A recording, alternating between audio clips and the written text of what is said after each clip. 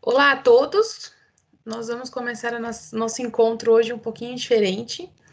Primeiro, nós vamos fazer uma correção de algumas questões, né, de concursos, de exame de ordem, e depois a gente dá, então, continuidade na nossa disciplina.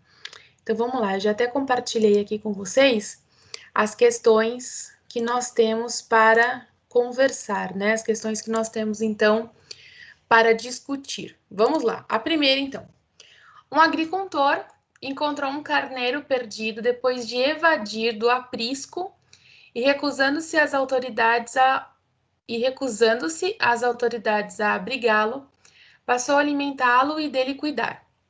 Passados 6 meses, o dono, descobrindo seu paradeiro, foi buscá-lo, sendo-lhe imediatamente entregue, porém cobradas despesas devidamente comprovadamente realizadas, para quem o encontrara. Nesse caso, o dono do carneiro, qual que é a alternativa correta?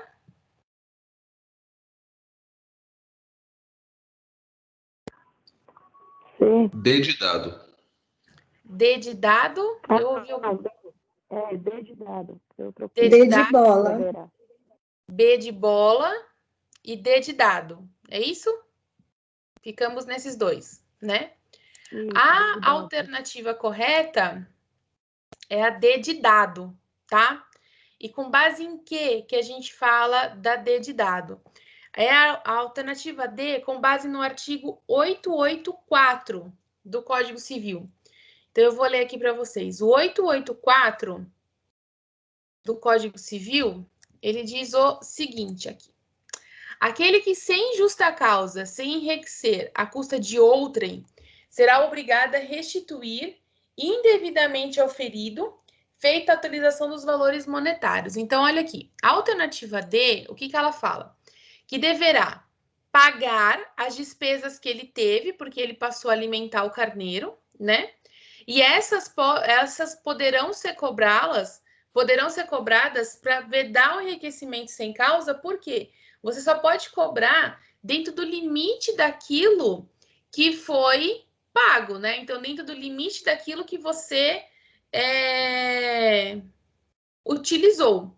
Por que não é a alternativa B? Nada terá a pagar ao agricultor. Não, porque o próprio código fala que ele tem direito de receber as despesas que ele teve, né? Então, o próprio problema fala que ele passou 6 meses, né? E aí ele passa a abrigá-lo, e passa a alimentar, e passa a cuidar.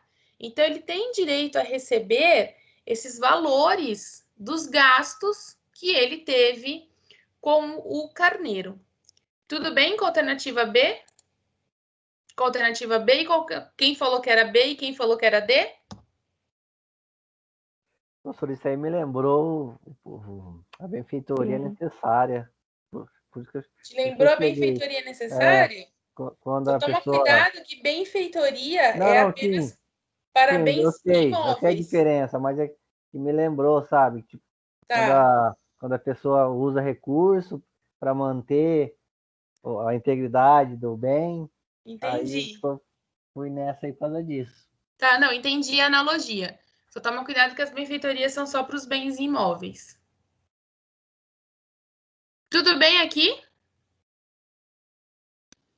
Tudo bem. Tranquilo. Então, tá bom. Número 3, né? A respeito da promessa de recompensa, é incorreto afirmar. Deixa eu só pôr aqui para ficar a D junto. Qual a alternativa correta?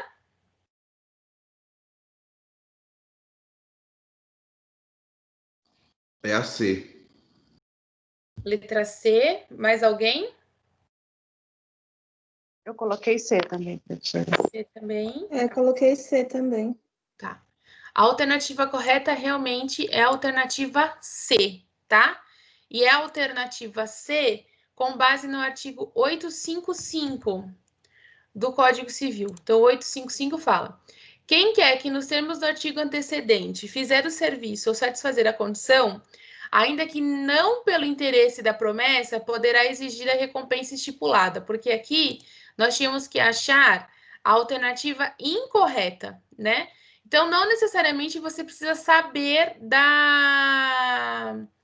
que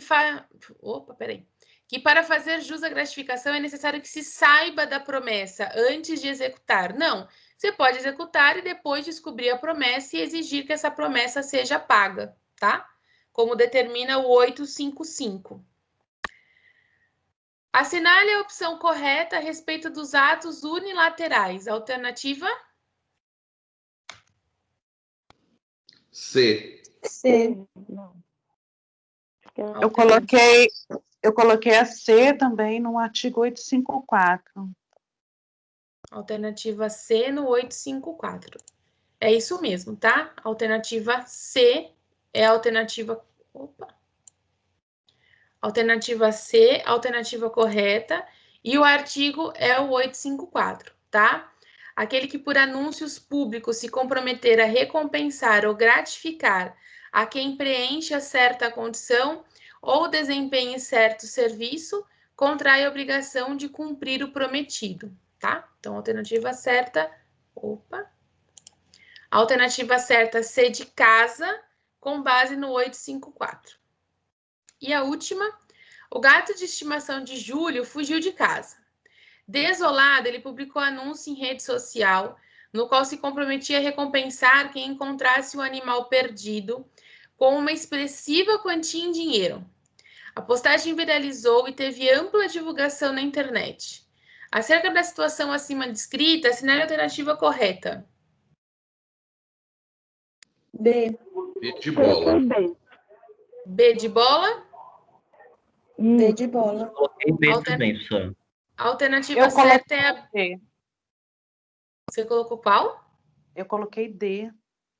Não. Alternativa correta, B de bola, com base no artigo 856, parágrafo único. Então, vamos lá, 856. Antes de prestar o serviço ou preenchida a condição, pode o promitente revogar a promessa, contanto que o faça com a mesma publicidade. Se houver assinado prazo à execução da tarefa, entender-se-á que renuncia o arbítrio de retirar durante ele a oferta. Parágrafo único. O candidato de boa-fé que houver feito despesas terá direito ao reembolso. Então, alternativa B. A promessa feita torna-se obrigatória a partir do momento em que se torna pública, certo? Mas Júlio pode revogá-la desde que não tenha estabelecido prazo. Então, se Júlio não colocou que, olha, o gato tem que aparecer do dia 1 ao dia 2, por exemplo, tá? Se ele não estabelece um prazo, tá? Ele pode revogá-la, porque se tiver um prazo, automaticamente ela vai ser revogada depois do prazo, tá? E contanto que expresse a revogação com a mesma publicidade dada à promessa. Então, se ele quiser revogar, ele pode revogar desde que ele revogue da mesma forma na qual ele publicou a promessa. Aí alguém colocou D de dado, é isso? Essa é a D, professora. Não, essa é a B. Alguém tinha colocado D de dado? Não, essa é a D. Ah, não, é que elas são iguais. Quem colocou B ou quem colocou D, tá certo. O texto é o mesmo. É porque faltou... Eu acho... Ah, não, é a mesma. É É a verdade. mesma, é. Então, é isso mesmo. Quem colocou B ou quem colocou D, tá certo. Professora, Oi? a D de dado, ela só tem um problema na Diferente. segunda linha. Depois de revogar, ela tá falando que independentemente de ter estabelecido o prazo. Eu acho que o erro da D é essa. É, o erro da D é que É. ela não tem. Ela fala que é independente do prazo estabelecido. Tá vendo? Eu gosto de pessoas que estão prestando atenção no que eu falo. Então, isso professora, mesmo. mas por quê? É independente do prazo. Ela Então, pode vamos lá. revogar. Desde que não tenha estabelecido prazo. Quando a gente fala que é independente do prazo estabelecido, ou seja, eu posso ter prazo indeterminado. Se eu tenho prazo indeterminado, automaticamente ele não vai poder revogar essa decisão. Então, o que o 856 fala? Você pode revogar a promessa? Pode, não tem problema nenhum de revogação. Desde que não tenha prazo estabelecido, tá? E que você faça na mesma publicidade que você fez a promessa. Então, se você colocou na sua promessa, olha, você tem quem me entregar o gato do dia 1 ao dia 10, recebe a recompensa, automaticamente no dia 11, isso já está revogado. Acabou, tá? Se eu não coloco prazo, o que eu preciso fazer para poder revogá-la? Eu preciso, então, publicar novamente, dizendo, olha, não vai ter mais o pagamento da recompensa. Né? Às vezes já passou muito tempo, talvez o gato já até morreu, né? Vamos pensar que isso já passou 1 ano, esse gato já até morreu. Então, por isso que é importante, ou você estabelecer um prazo, tá? Ou depois de um certo prazo, você fazer a revogação dessa promessa. Tudo bem, Cris? Não, Professora, colocar prazo abre-se mão da revogação, né? Colocar prazo, abre-se mão da revogação, porque a revogação ocorre no momento em que encerrar o prazo. Tá. Tá? Cris, qual que é o problema? Não é um problema. É que a minha forma de ver a interpretação, quando fala independente, quer dizer que não necessariamente precisa do prazo. Então, vamos lá no 856 da lei. Antes de prestar o serviço ou preenchida a condição, pode o promitente revogar a promessa, contanto que o faça com a mesma publicidade. Então, antes de prestar o serviço ou preenchida a condição, eu posso revogar essa promessa. Posso revogar se não tiver prazo. Onde está falando do prazo no 856? No 856? Se houver assinado prazo à execução da tarefa, inter-DCA que renuncie o arbítrio de retirar durante ele a oferta.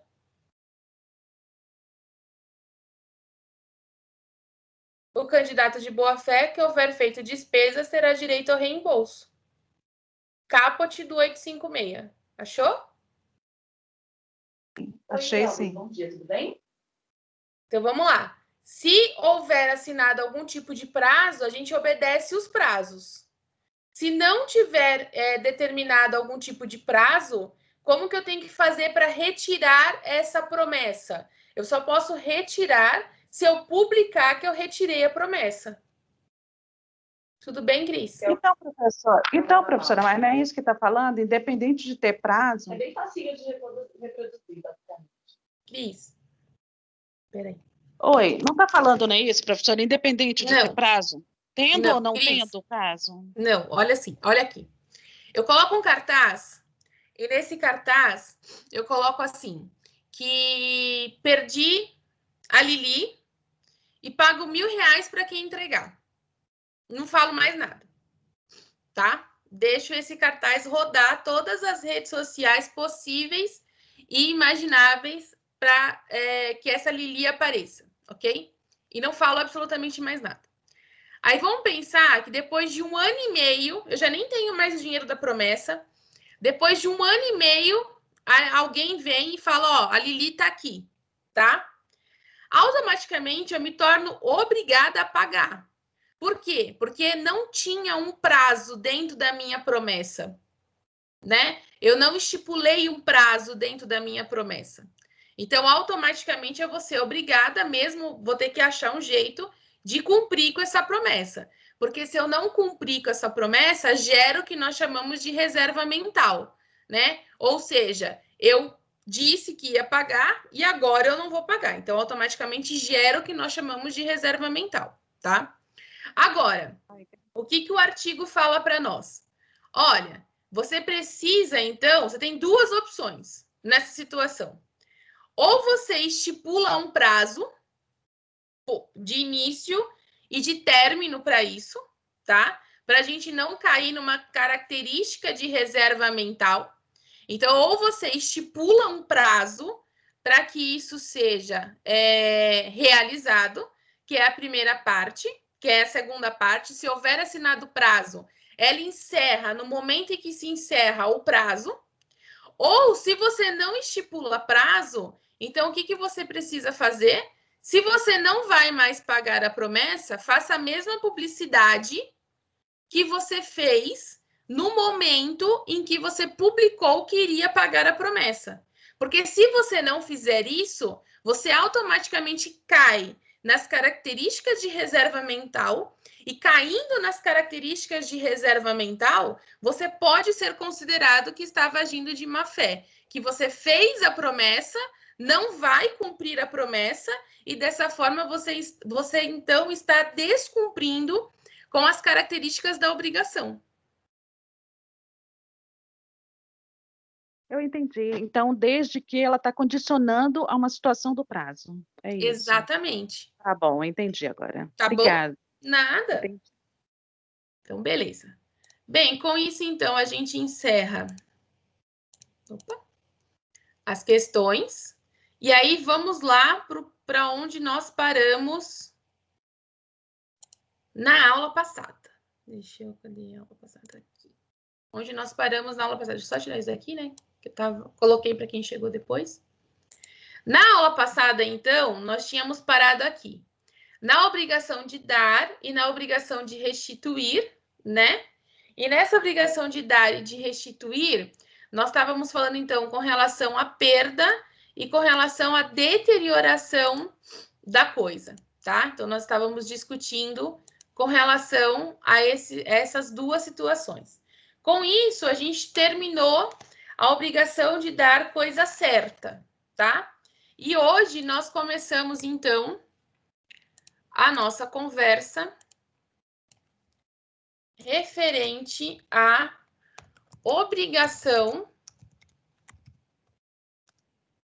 de dar coisa incerta, tá? E a obrigação de dar coisa incerta está nos artigos 243 a 246 do Código Civil, tá? Quando a gente fala da obrigação de dar coisa incerta, primeira coisa que nós precisamos lembrar é com relação ao que é essa coisa incerta. Quando a gente fala de uma coisa incerta, eu estou falando de algo que ele é indeterminado. O fato dessa coisa ser indeterminada, né, refere-se de que nela somente vai estar indicado gênero e quantidade. Ou seja, o restante ainda não vai estar determinado. Então, vamos colocar aqui o conceito com relação a isso. Então, vamos lá. Tem por objeto uma coisa indeterminada,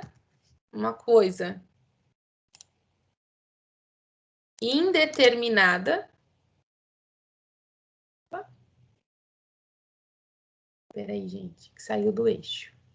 Aqui. Uma coisa indeterminada, pelo menos inicialmente. Eu vou por partes aqui para a gente fazer alguns comentários, tá? Então, quando eu falo que essa coisa é indeterminada, pelo menos inicialmente eu não tenho uma determinação dessa coisa, tá? Nesse primeiro momento em que nós estamos falando da obrigação, eu não tenho nenhuma característica muito específica com relação a ela, tá? Vírgula. Sendo ela somente indicada,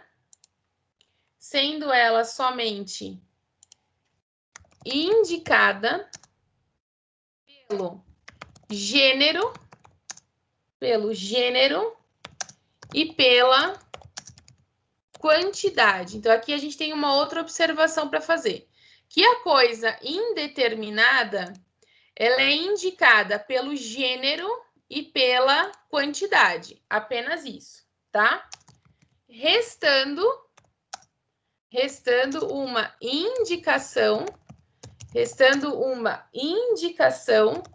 posterior quanto à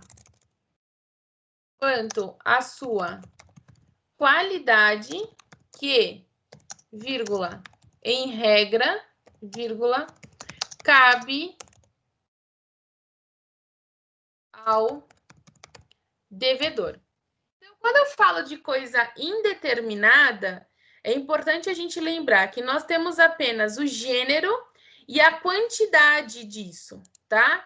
Então, por exemplo, eu tenho o gênero, que é café, tá? E eu tenho a quantidade, que são 5 sacas. Mas eu ainda não tenho qual que é a qualidade desse café, né? Porque existem vários. Eu ainda não tenho qual que é a qualidade desse café. Então, essa qualidade do café, tá? Quem é que tem que falar para mim qual que é a qualidade? Em regra, quem fala é o devedor. Às vezes fica mais fácil a gente enxergar, a gente fala de café porque é o que a doutrina traz, mas às vezes fica mais fácil a gente enxergar quando a gente fala, por exemplo, de feijão, tá? Porque feijão é uma coisa mais comum da gente ver. Então, eu tenho o gênero, que é feijão.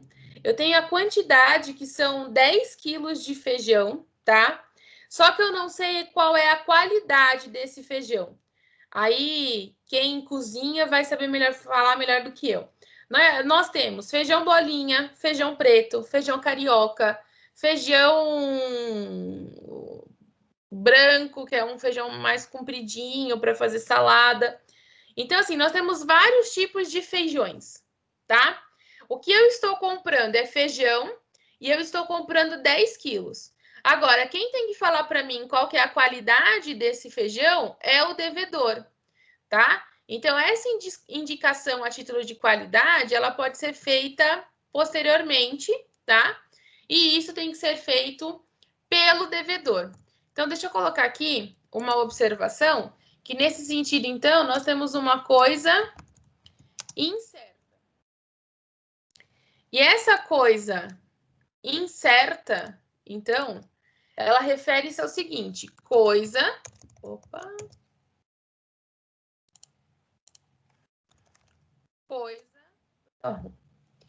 indeterminada, porém suscetível de determinação futura. Neste momento, ela é indeterminada, mas posteriormente ela vai se transformar em algo determinado, tá? Então, isso é uma coisa muito importante de nós termos em mente também. Que quando a gente fala de coisa incerta, no início, ela é considerada incerta. Mas em algum momento do cumprimento dessa obrigação, ela passa a ser uma coisa certa, né? Porque aí eu passo a ter, então, gênero, quantidade e passo a ter também a característica da qualidade. Essa situação de coisa incerta refere-se ao que nós chamamos de concentração, que eu vou falar sobre isso. Refere-se ao que nós chamamos de concentração, sendo um ato unilateral. Então, vamos aqui conceituar e também tipificar o que seria essa concentração. Então, vamos colocar aqui, ó. Concentração. Quando a gente fala de concentração, é o processo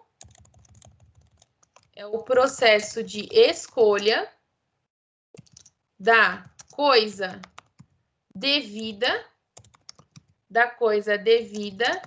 de média, qualidade, feita via de regra pelo devedor. E quem determina isso é o artigo 244 do Código Civil. Então, o 244, ele fala o seguinte: nas coisas determinadas, o 244 está dentro da seção da coisa incerta, tá? Então, 244. Nas coisas determinadas pelo gênero e pela quantidade, a escolha pertence ao devedor. Se o contrário não resultar do título da obrigação, não poderá dar a coisa pior, mas nem será obrigado a prestar a melhor. Nesse sentido do 244 do Código Civil, aqui eu queria destacar alguns pontos, tá? Então, nas coisas determinadas pelo gênero e pela quantidade. Se a coisa é determinada pelo gênero e pela quantidade, automaticamente ela é uma coisa indeterminada, tá? A escolha pertence ao devedor. Por que a escolha pertence ao devedor? Porque, em regra, quem fala a qualidade é o devedor, se não resultar de uma situação diferente da obrigação. Então, se porventura no contrato as partes estipularem que quem vai fazer a escolha referente à qualidade seja o credor, a gente vai obedecer isso, tá? Mas, na regra geral, o devedor não poderá dar a coisa pior e nem será obrigado a prestar a melhor. Por isso que é importante que quando a gente faça uma situação de coisa indeterminada, nós deixemos estipulado na relação contratual, tá? Que este objeto, neste momento, eu só sei gênero e quantidade, tá? Mas já deixar estipulado a questão de qualidade. Então, vamos pensar numa coisa mais simples para algo mais complexo. Se eu pensar nas sacas de café, por exemplo, nas sacas de feijões, por exemplo, tá? Eu deixo lá estipulado que vai me entregar feijão bolinha, tá? Só que aí, no momento da colheita, verifica-se que não é um feijão bolinha, que é um feijão carioca, e eu posso aceitar isso ou não, tá? Então, aqui a gente está pensando numa coisa menor. Agora, vamos pensar numa coisa maior, tá? Um imóvel que ele esteja na planta. O imóvel, quando ele está na planta, tá? Ele é uma coisa indeterminada. Ele só tem característica de gênero. Um apartamento, que é um imóvel, tá? E ele tem a característica de quantidade, que é um imóvel, tá? Quando este imóvel ele é construído, então automaticamente agora eu tenho uma característica de qualidade. Qual que é a minha característica de qualidade? Pois bem, é um apartamento. Esse apartamento, ele é o número 20 do bloco B. Ele possui 2 quartos, sala, cozinha e banheiro. E ele está localizado em tal endereço, registrado em tal matrícula, tá?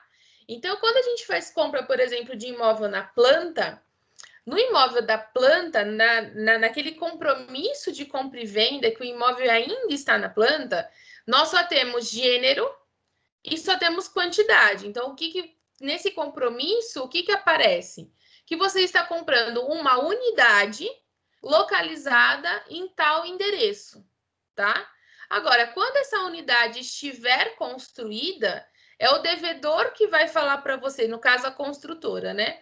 A construtora que vai falar para você, olha, o seu apartamento ele fica no 10º andar, ele é o número 17 do bloco A, tá? Como que essas escolhas são feitas? Normalmente essas escolhas são feitas a título de valores, né? Quando você vai comprar um apartamento, um imóvel que está na planta, você tem uma tabela lá, né? Então, quanto do primeiro até a cobertura, quais são os valores determinados dentro disso, tá? Tudo bem até aqui? Então, professora, mas nesse caso que a senhora exemplificou, ele é uma coisa incerta, inexistente? Por exemplo, o imóvel na planta? Ou não existe essa coisa de inexistente? Cris, eu gostei da sua pergunta, porque muita gente porque na coisa certa tem, né? Então, aí, sabe, muita gente me faz essa pergunta. Um raciocínio que a gente precisa fazer é o seguinte. Quando eu compro um apartamento, que ele está na planta, né? A gente classifica ele como uma coisa incerta, porque eu só tenho gênero e só tenho quantidade, né? Então, eu não tenho ainda as características de qualidade. Agora, quando tem gente que já me falou isso, então ele é uma coisa inexistente. Eu não tenho como adquirir algo inexistente, porque se é inexistente, não existe. Como que eu adquiro algo inexistente, né? Por isso que o Código Civil, ele não fala de coisa inexistente. Ele fala de coisa incerta, porque essa coisa ela tem gênero e quantidade, mas ela não tem qualidade, tá? Ou ele fala de algo impossível. Então, vamos traçar um paralelo aqui. Eu falo para você assim, que eu vou vender para você um apartamento que ele está na planta e que ele está localizado no céu. É uma coisa impossível, não tem como ser feito isso, né? É um objeto impossível. Quando a gente fala de uma coisa que ela é incerta, ela é incerta neste momento. Então, neste momento que eu estou te vendendo um imóvel na planta, ele é incerto. Mas a gente vai verificar daqui a pouco que essa coisa incerta, em algum momento, ela precisa se tornar certa. Porque se não acontece isso, dela sair do incerto para o certo, ocorre o descumprimento obrigacional. Então, automaticamente, esse devedor ele se torna inadimplente. Então, no caso da construtora, tá? A construtora ela fala assim para mim: olha, a sua coisa vai ser incerta pelo período de 2 anos, que é o período da construção. Daqui 2 anos tem a entrega das chaves e automaticamente essa coisa se transforma em algo certo, tá? Se em 2 anos nós não temos a entrega das chaves, aí a gente pode falar naquelas rescisões contratuais pela não entrega, aplicação de multa contratual pela não entrega. Nós temos aí várias características para trabalhar dentro desses contratos que envolvem construtora, tá? Então, quando a gente fala de coisa incerta, a gente vai ver daqui a pouco a verificação desse prazo, né? De estipular um prazo para que essa coisa deixe de ser incerta e passe a ser certa. Tudo bem, Cris? Sim, entendi, sim. Entendeu? Sim. É que na coisa certa a gente fala muito existente e inexistente, né? Sim, na coisa certa, sim. Apesar da doutrina não gostar muito do inexistente, né? Mas sim, a gente fala bastante disso lá. Isso é fato. Tá bom, obrigada. Nada. Então, a intenção da coisa incerta é, em algum momento, ela se transformar em algo certo. E aí, esse processo de escolha da coisa devida, tá? Ela é feita na via de regra pelo devedor. No conceito da doutrina, ele traz essa questão de média qualidade, mas o que a gente precisa verificar? Aquilo que foi pago, né? Então, se eu paguei por um apartamento localizado no primeiro andar, então o devedor vai ter que verificar algo ali no primeiro andar. Se eu paguei por um apartamento localizado na cobertura, então a gente vai precisar verificar algo dentro da cobertura.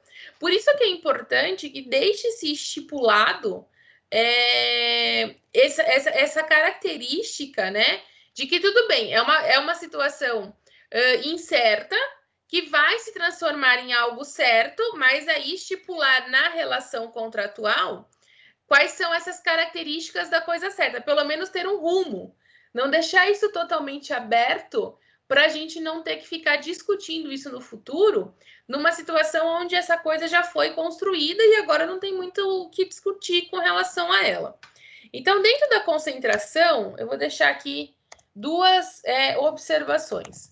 Pode ser escolhida pelo credor, vírgula, se assim as partes combinarem. Então, o credor, ele pode escolher? Pode, desde que isso resulte do título da obrigação. Então, desde que isso resulte da relação contratual, tá? Então, o devedor pode chegar e falar assim, olha, você tem esses 10 apartamentos aqui, porque pelo valor que você pagou, você pode ter direito a um desses apartamentos. E aí ele pode escolher qual apartamento que ele quer? Pode, ele pode fazer essa escolha, tá? O devedor não poderá dar a pior, nem será obrigado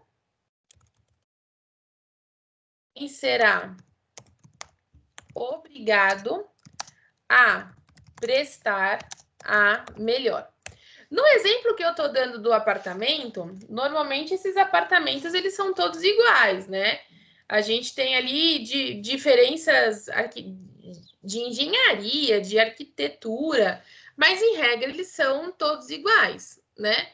Então, nessa situação deles serem todos iguais, você não precisa dar a cobertura, porque não é o valor que foi pago, tá?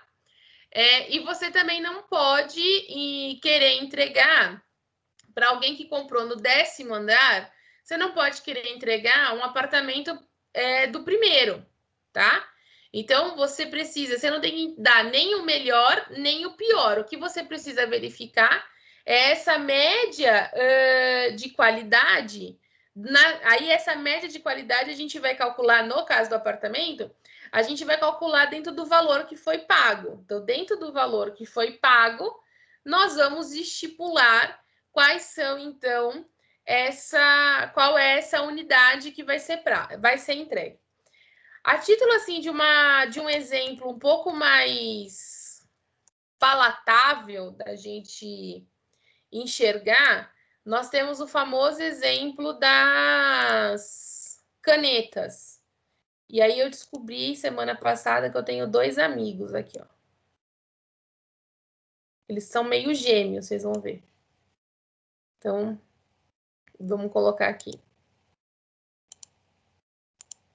O primeiro.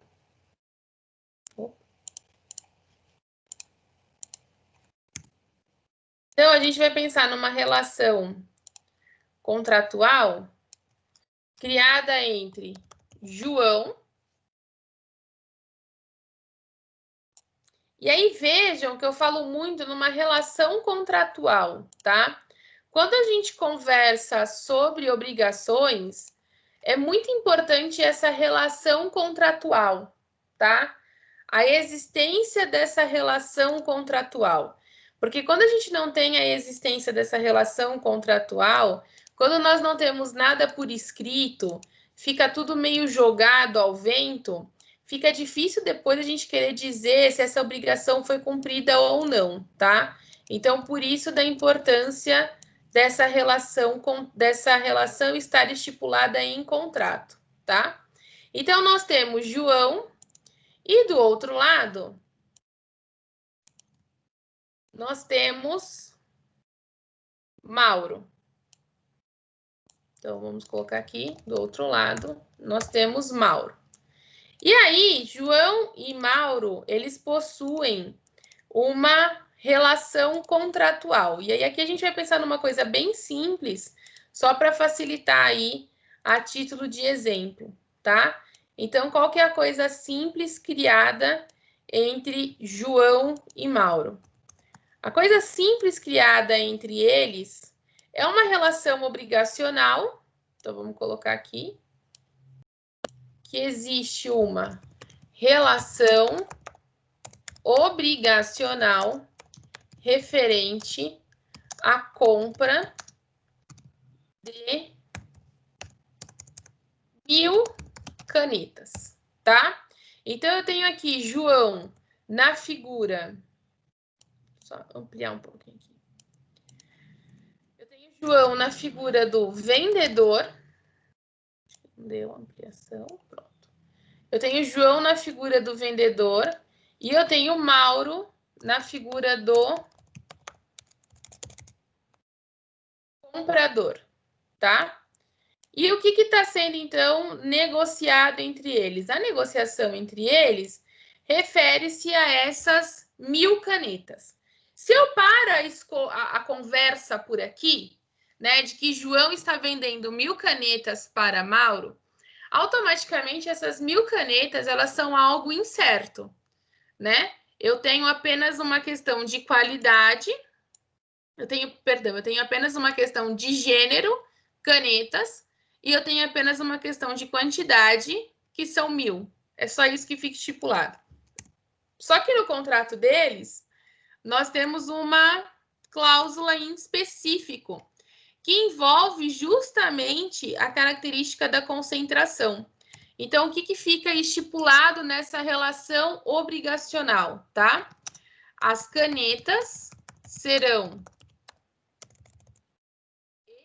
escolhidas no momento do pagamento. Então, no momento em que Mauro for efetuar o pagamento para João da compra dessas canetas, ele vai escolher. Então, vamos lá. Eu estou falando, João está vendendo 1000 canetas, ponto. No momento da compra, no momento em que eu for pagar, no momento em que eu for quitar essa compra, eu vou escolher. Ah, essas 1000 canetas são 1000 canetas ABC do estojo transparente. Então, é um valor, tá? Não, essas canetas são canetas de gel da marca XYZ. Então, é outro valor, tá? Nós simplesmente criamos uma relação obrigacional que refere-se à compra de 1000 unidades de canetas. Agora, o restante não vai ser definido pelo vendedor. O restante vai ser, em regra, definido por ambas as partes no momento da compra, no momento da realização do pagamento. Então, quando o Mauro for lá realizar o pagamento, ele chega lá e fala assim, olha, pelas 1000 canetas, eu tenho R$500. Dentro desses R$500, qual é o tipo de caneta que eu posso levar? Então, o vendedor vai dar um leque de tipos de canetas que possam ser levadas, e aí o comprador escolhe qual que é a caneta que ele quer, tá? É um exemplo mais aí básico, mas que fica mais fácil da gente entender esse conceito da concentração. Porque o João, quando ele vai mostrar as 1000 canetas, ele não precisa mostrar nem a melhor que ele tenha no estoque, nem a pior que ele tenha no estoque. Ele pode escolher ali uma média, né?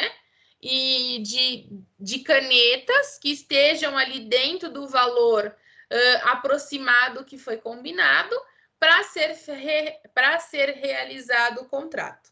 Tudo bem com relação a isso? Professora. Oi, Cleiton. Só para tirar uma dúvida.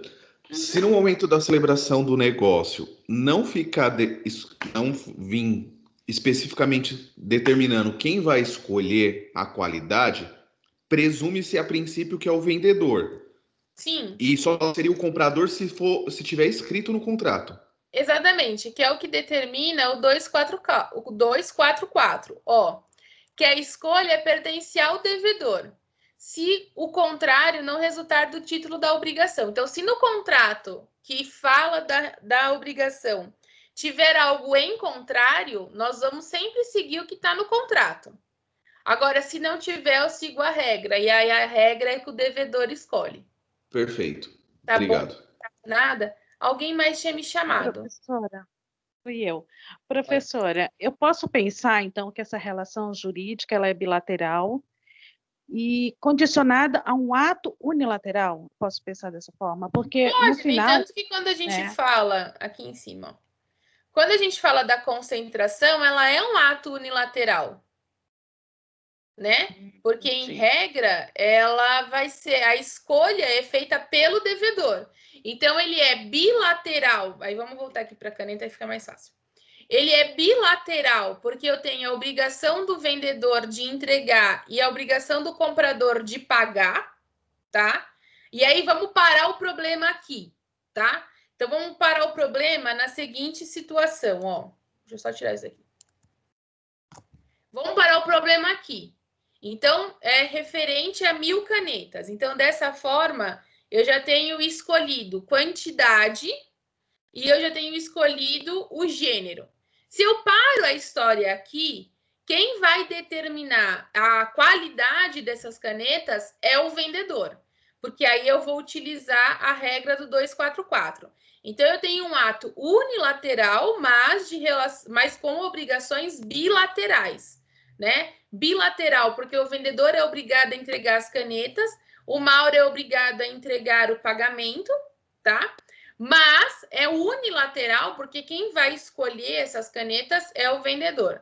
Agora, aqui eu coloquei uma cláusula contratual, que as canetas serão escolhidas no momento do pagamento.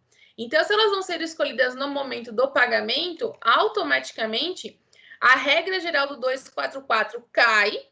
Por quê? Porque eu tenho um título que sela essa obrigação E esse título diz que a escolha vai ser feita no momento do pagamento, ou seja, a escolha ela não vai ficar apenas ao critério do devedor.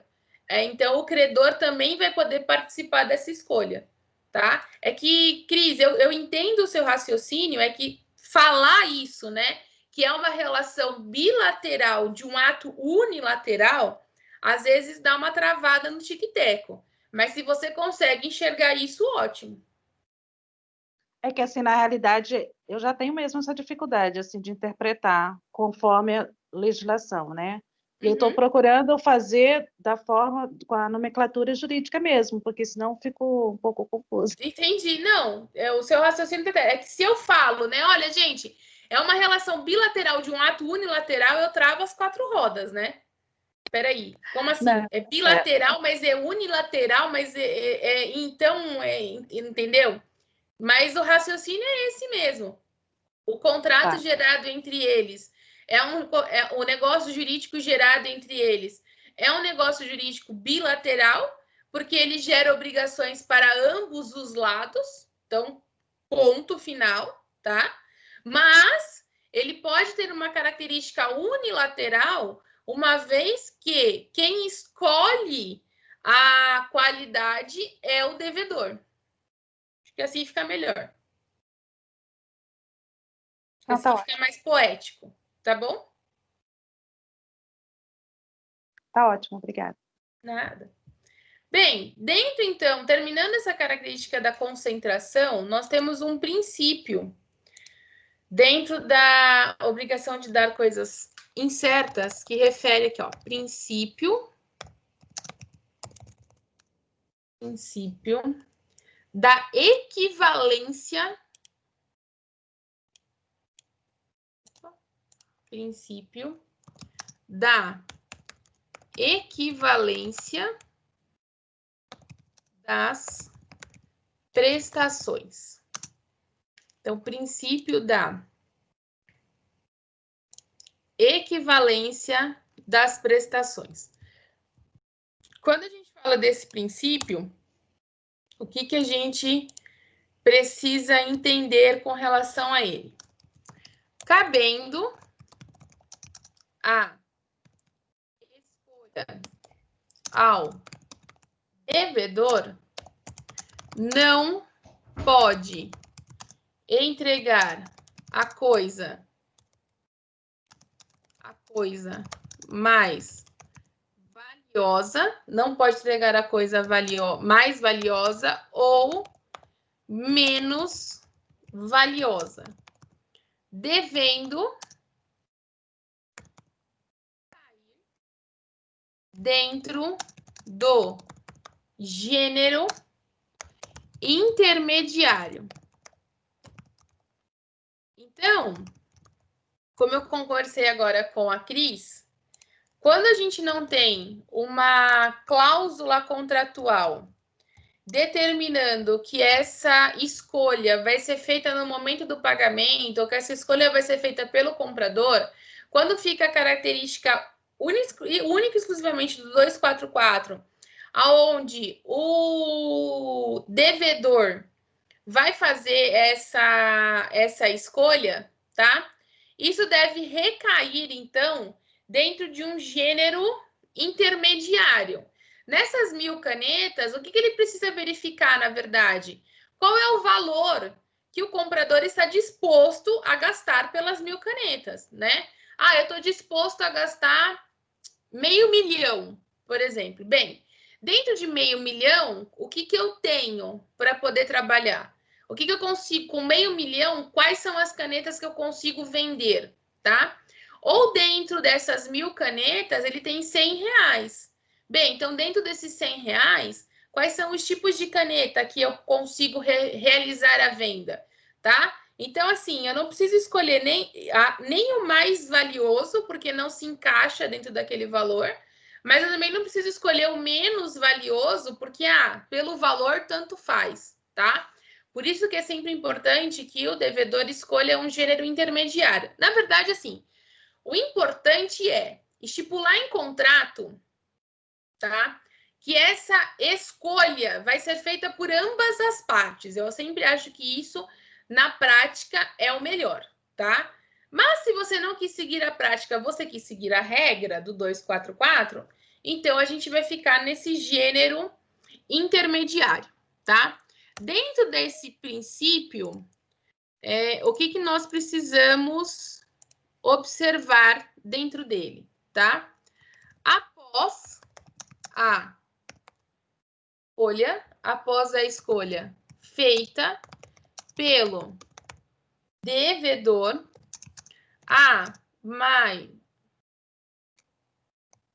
após a escolha feita pelo devedor, perdão, peraí.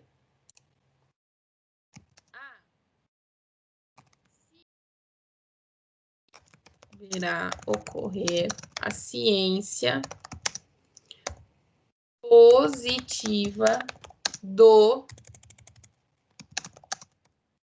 credor, tornando-se uma obrigação específica.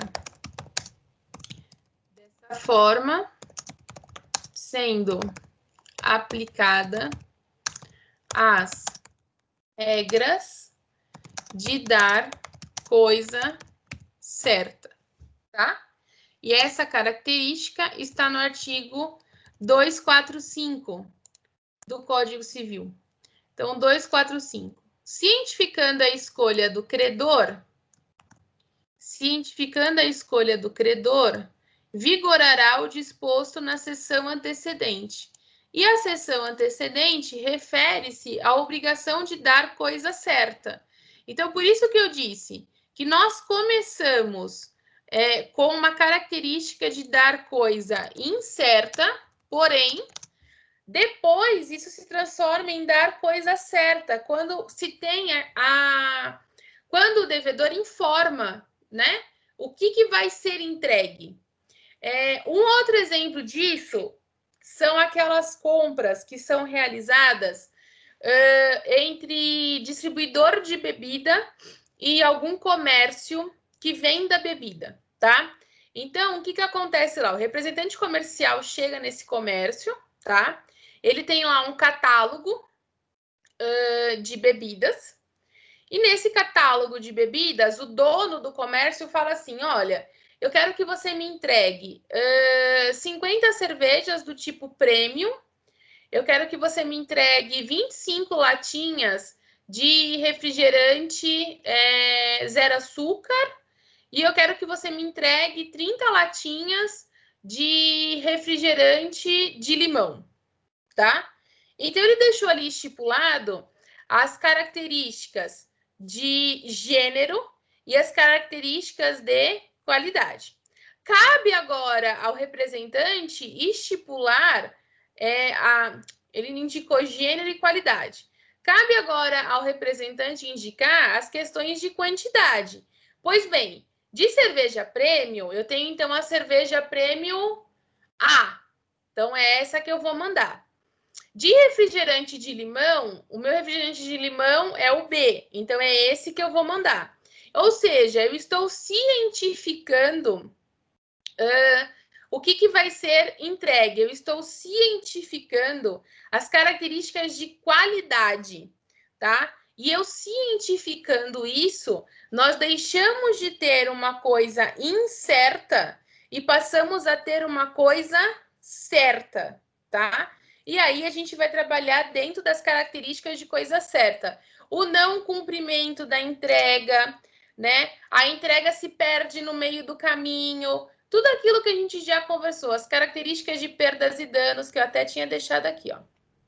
Então, a gente vai entrar na obrigação de dar, e essa obrigação de dar vai ser a obrigação de dar coisa certa. Se isso se perde sem culpa, se isso se perde com culpa, se acontece uma deterioração sem culpa ou com culpa, tá? Porque a partir do momento que essa coisa deixa de ser incerta, ela passa a ser certa e a gente cai nas mesmas características daquilo que nós já vínhamos conversando. E aí, Professora. dentro disso... Oi? É o Cleiton. Posso tirar uma dúvida antes que me Pode. fuja ela? Uhum.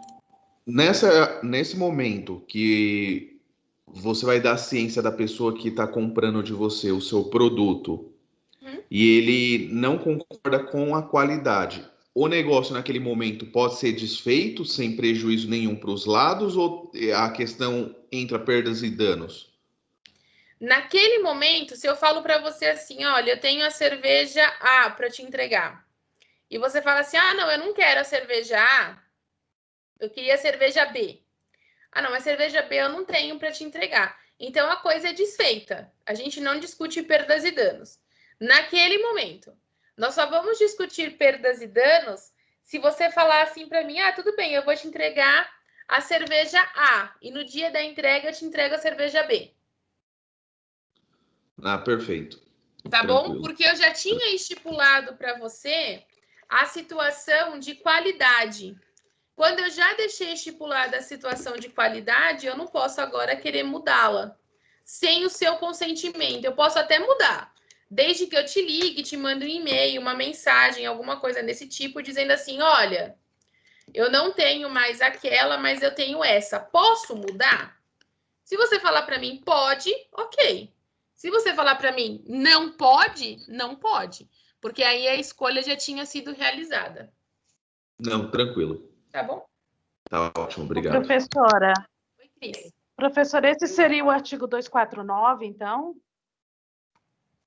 Peraí, porque eu tô indo por etapas. 249. Não, Cris, porque o 249 refere-se à obrigação de fazer. E na obrigação de fazer, não é entregar algo, é fazer algo. A obrigação de fazer refere-se mais à prestação de serviço.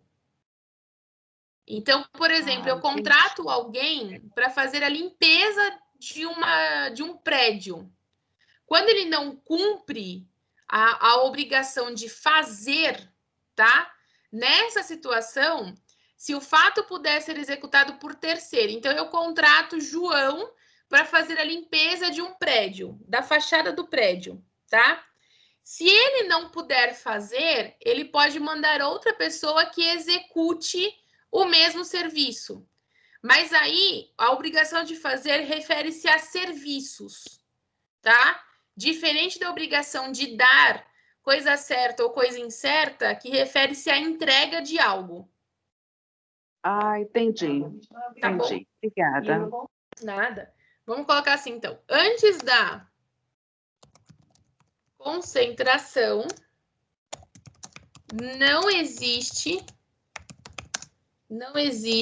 o inadimplemento, não existe o inadimplemento da obrigação genérica. E aí eu volto exatamente na pergunta que o Cleiton me fez agora há pouco, tá? Vou até subir aqui, ó. A concentração, então, é o processo de escolha da coisa, escolha essa feita pelo devedor, tá? Então, durante ali o momento da concentração, não existe um inadimplemento. Então, se no momento da concentração, olha, você me pediu uma cerveja Pilsen, nem sei se existe esse tipo de cerveja, mas enfim, você pediu uma cerveja premium para mim, tá? Na cerveja premium, eu tenho só a cerveja premium A para te entregar. Aí você fala assim: ah, não, mas eu queria a cerveja B. Tudo bem, não existiu um inadimplemento nesse sentido, tá? Por quê? Porque eu não disse que eu ia entregar a cerveja. Eu estou te avisando: olha, eu não tenho essa cerveja para entregar, tá? Então a gente vai ter que trabalhar, talvez, com a escolha de uma outra cerveja, ou eu não vou te entregar a cerveja, tá? A cerveja você vai ter que comprar com algum outro fornecedor, que aí talvez tenha a cerveja que você quer, tá? Então, enquanto nós estamos ali antes da concentração, então antes do devedor falar o que ele vai entregar, tá? Se ele falar não tenho inadimplemento, simplesmente não tem, então a obrigação não existe. Agora, se ele falar eu tenho e não entrego, aí nós vamos entrar nas características do inadimplemento de dar coisa certa que pode gerar a resolução da obrigação e aí mais eventuais perdas e danos, se for o caso de perdas e danos, tá? Dentro ainda dessas características, a gente vai dar uma olhadinha no artigo 313. E o artigo 313, ele fala o seguinte: o credor não é obrigado a receber prestação diversa da que lhe é devida, ainda que mais valiosa. Então, vamos lá. Eu combino com você que eu vou realizar a entrega da cerveja A do jeito que você pediu, tá? Acontece o seguinte, que quando esse pedido vai ser separado, se é verificado que a cerveja A não tem. Aí eu falo assim, tudo bem, vamos fazer o seguinte, então.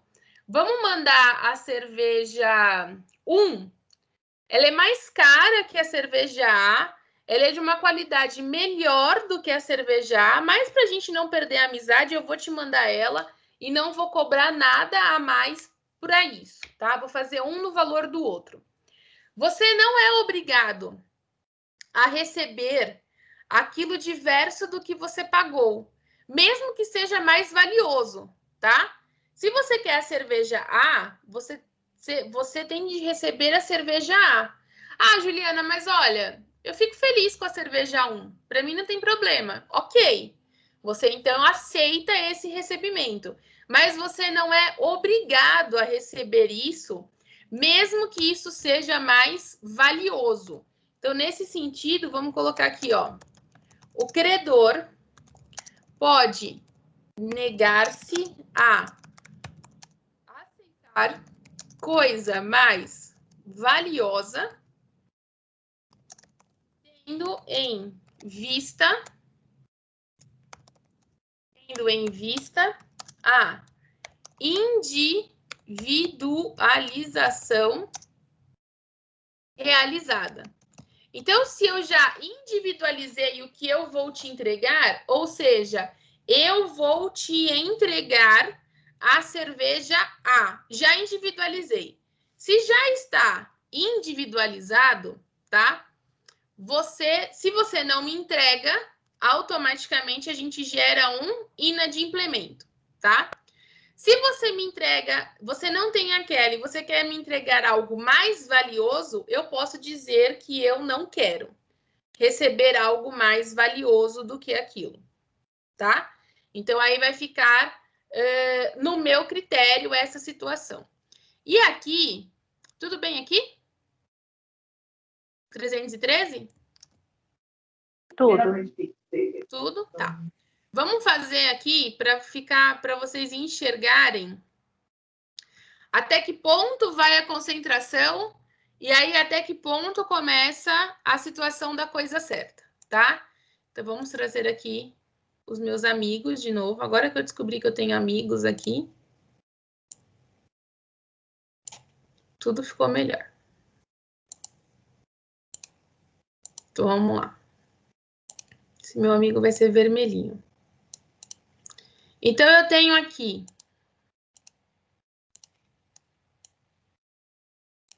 Vamos pensar que nós temos Marcos e o Marcos é o vendedor, tá? Marcos,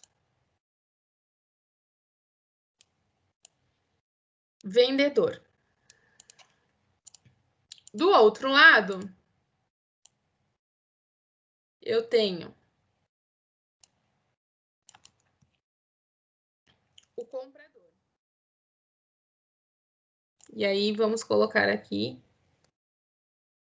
as características desse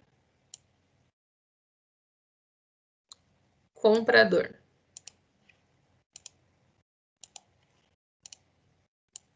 Tem o Pedro. E Pedro é comprador. Tá? Estipulamos, então, aqui a relação. Então, a gente tem de um lado o comprador, a gente tem do outro lado vendedor, e nós vamos estipular aqui entre os dois o que está sendo comprado e o que está sendo vendido, tá? Então, nós temos aqui o objeto dessa relação, né? Então, vamos colocar aqui, ó. Objeto. O objeto dessa situação, ele possui um gênero, e esse gênero refere-se a, vamos pensar, maçã, tá? Nós já temos uma quantidade. E essa quantidade refere-se a 1000 maçãs, tá? Então, eu tenho o vendedor de um lado. Ah, vamos colocar aqui, ó, que é maçã do amor. Então, eu tenho já caracterizado o objeto, ele está caracterizado pelo gênero e está caracterizado pela quantidade, tá? Até este momento, então, vamos parar a nossa conversa aqui, tá? Então, até este momento, eu vou parar a conversa aqui, tá? E aí, vamos estipular aqui, ó.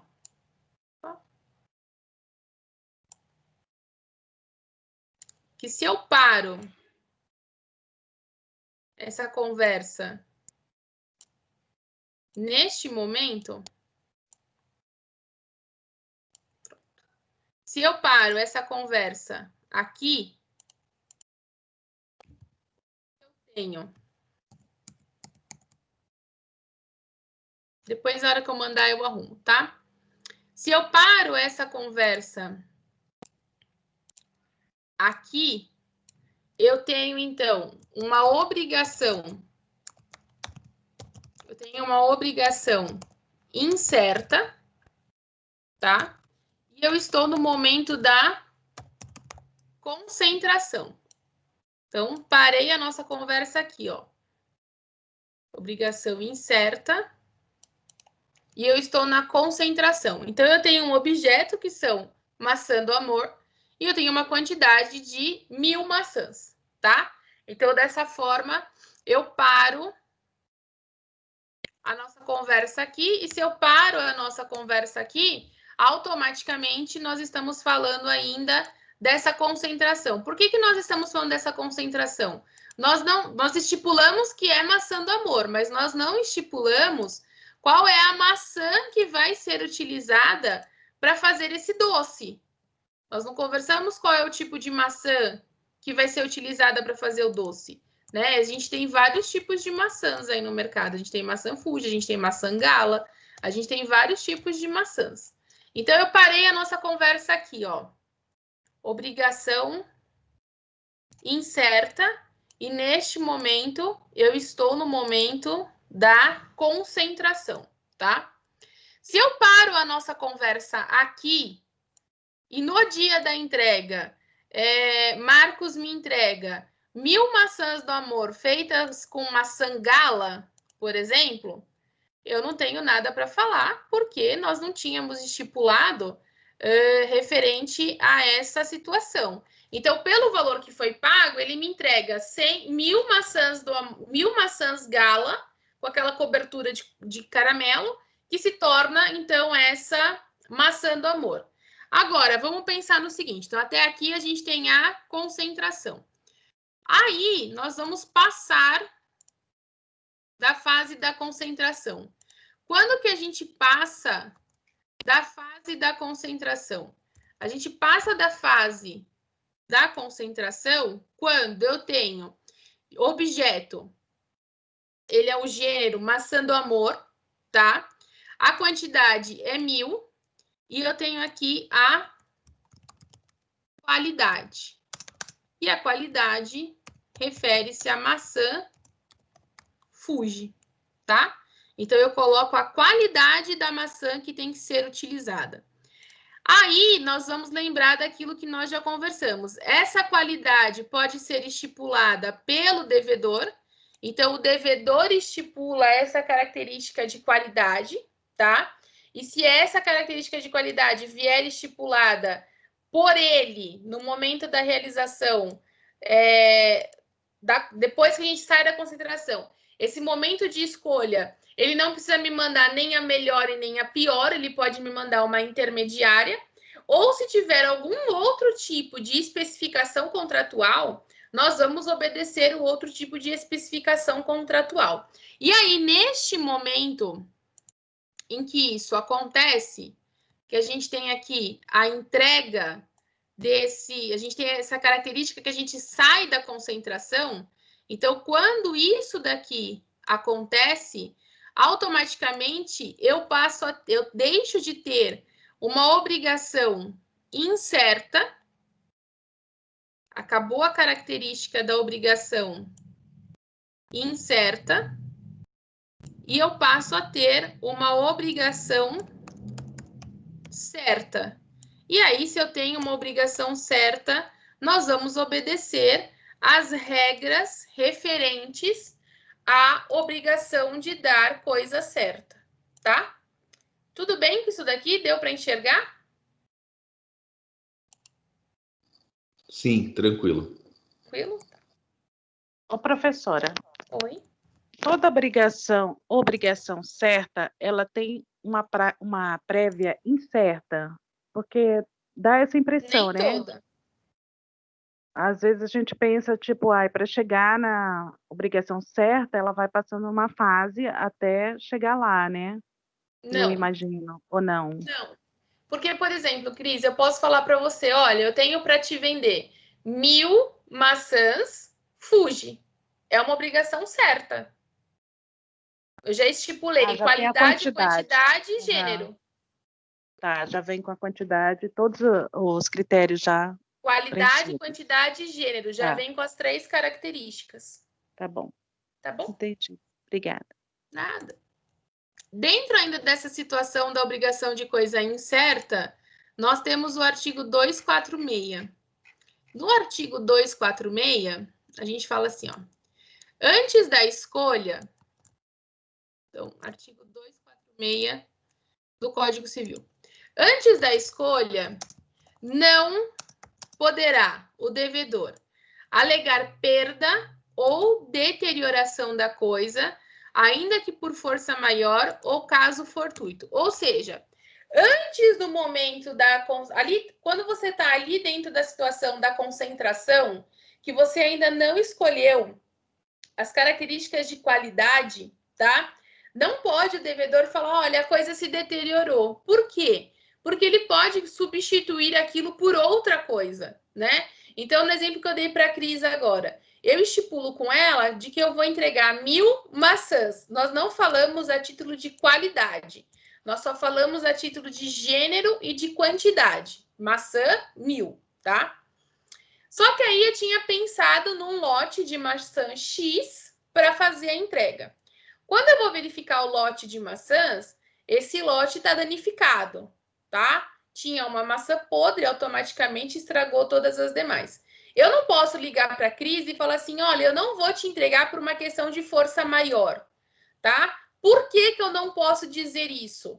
Porque eu não sou obrigada a entregar nem a melhor nem a pior. Então, eu posso escolher um outro lote para fazer essa entrega. Em regra, a Cris nem sabe qual que é o lote de maçã que vai. Se eu entregar o lote 1 ou se eu entregar o lote 2, não faz diferença. Por que não faz diferença? Porque nós não deixamos estipulado que ela ia fazer essa escolha é feita por mim. Então, até o momento da concentração, tá? A gente não vai poder falar em perdas e danos, e a gente também não vai poder falar em deterioração, porque essa coisa pode ser substituída por uma coisa equivalente. Oi? Me tira uma dúvida. Se eu já tiver acertado os valores, mesmo assim não faz diferença nessa questão da questão de caso fortuito e força maior? Não faz diferença, Cleiton, porque eu pego aquele valor que você me pagou, tá? E faço a escolha de outro produto. É claro que levando em consideração as situações de quantidade e de gênero, tá? Mas eu não preciso levar a situação a título da qualidade. Porque você não fez uma escolha de qualidade. O que você escolheu foi quantidade e gênero. Então, em vez de eu te entregar o lote 1, eu te entrego o lote 2, que é o mesmo preço do lote 1, com a diferença que o lote 1 estragou. Então, eu não posso entregar algo estragado, eu te entrego algo diferente. Tudo bem, tá bom. Então, dentro do 246, o gênero nunca perece. Então, é maçã? É maçã. O gênero é apartamento? É apartamento. O gênero nunca perece, tá? Sendo que antes da escolha não poderá o devedor alegar perda ou deterioração da coisa, vírgula, ainda que decorrente de caso fortuito ou força maior. Por que isso acontece? Porque o gênero nunca perece. O gênero é cerveja, o gênero é maçã, o gênero é apartamento, o gênero é carro. O gênero nunca vai perecer, tá? Então, vamos pensar assim. A prefeitura comprou uma frota de carros da montadora X, tá? A frota de carros foi feita. Então, a gente tem uma frota numa quantidade de 10 carros. Não estou pensando aqui em licitação e nada disso. Estou pensando que ela comprou, tá? Então, ela comprou lá 10 carros, tá? E esses carros, então, eu tenho gênero e eu tenho qualidade. Eu ainda não tenho quantidade, ou seja, eu ainda não tenho o objeto. Eu não tenho ainda qual vai ser o modelo. Eu tenho a marca, que é da montadora X, mas eu ainda não tenho o modelo, tá? No contrato, consta lá que o modelo vai ficar a critério do devedor, ou seja, vai ficar a critério da montadora. Eu faço uma frota de 10 carros para entregar, só que aí eu verifico que nesses carros, nessa frota, os carros saíram com problema de motor, tá?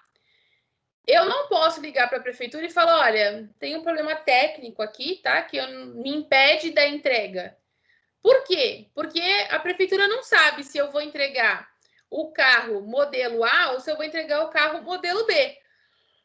Ela só sabe que eu vou entregar 10 carros. É a única coisa que ela tem na cabeça dela. Eu vou entregar 10 carros.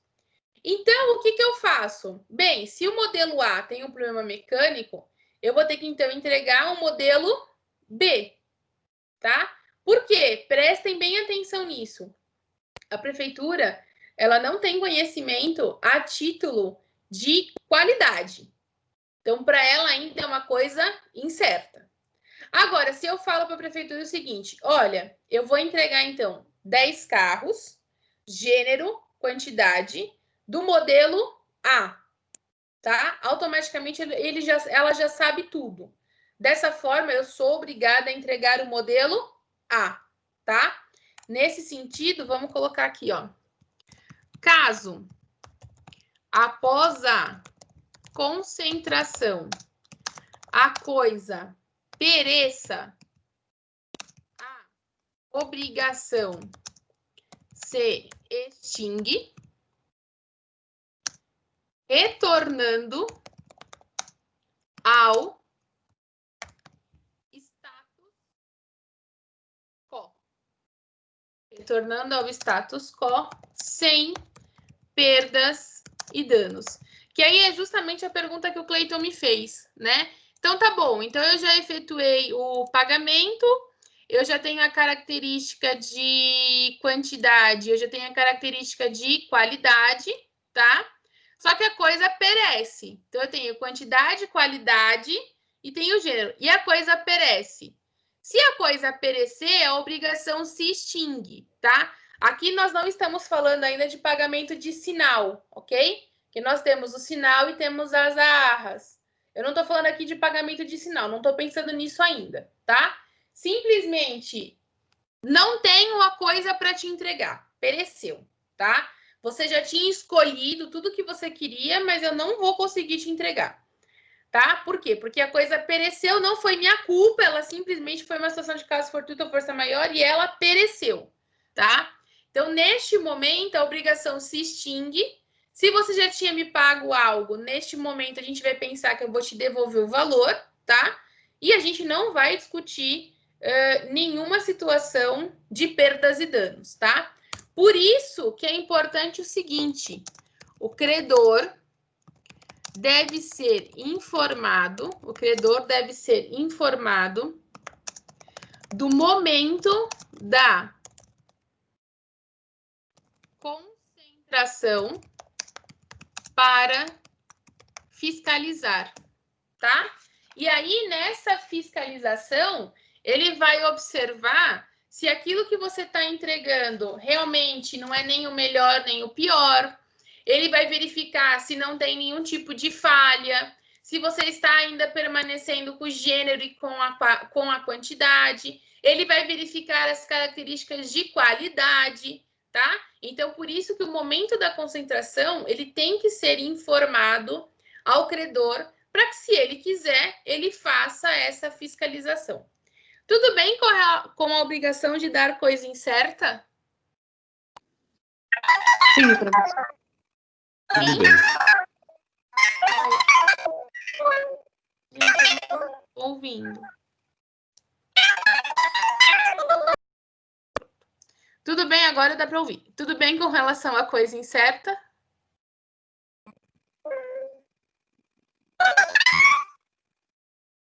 Oi, Jaque.